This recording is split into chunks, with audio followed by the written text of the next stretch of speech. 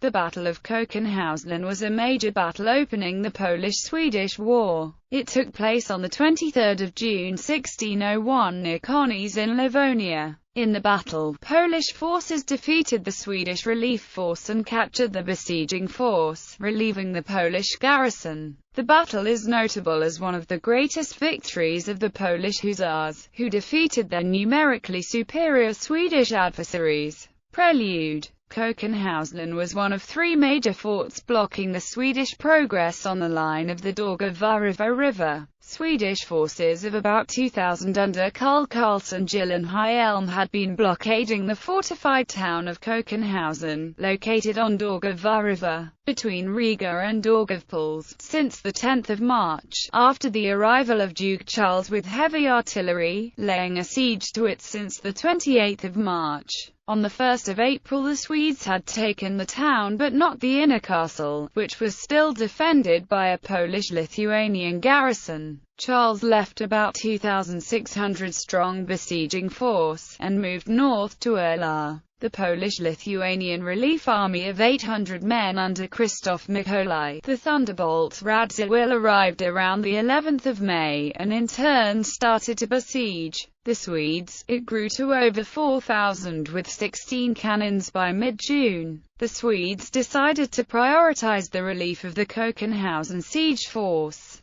They have been reinforcing it with supplies through the river, but many of them have been captured by Commonwealth troops on May 29.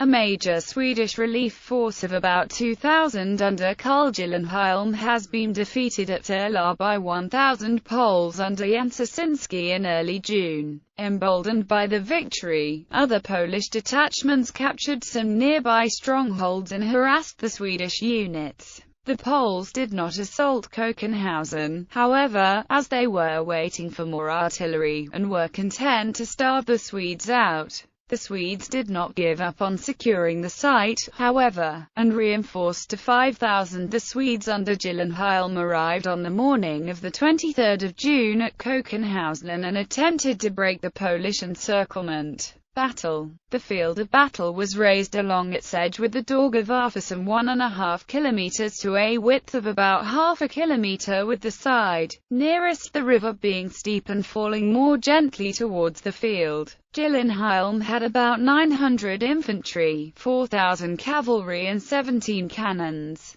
Radziwiłł left about 500 infantry under Otto Demhoff with orders to maintain the siege, and took the field with the rest. In addition to Grand Lithuanian Hetman Radziwiłł, the Polish-Lithuanian forces also included the Field Lithuanian Hetman, Jan Karol Chodkiewicz. Polish-Lithuanian cavalry first broke the Swedish left flank. The Swedish counterattack on the right flank, which while initially successful, was in turn broken by the Polish Hussar counterattack. The Swedish infantry still held against the Polish cavalry, until being broken by the artillery fire. Gyllenhielm gathered some 2,000 cavalry, but his troops refused to return to aid the infantry, and he was forced to retreat. Aftermath. The Poles and Lithuanians lost about 200 men, the Swedes 2,000. After the battle, the Swedish force besieging the Kokenhausen castle, which took no part in the battle, surrendered to the Commonwealth. Swedish siege artillery was also captured.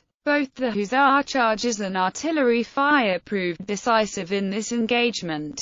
The battle is notable as one of the greatest victories of the Polish Hussars, who defeated their numerically superior Swedish adversaries.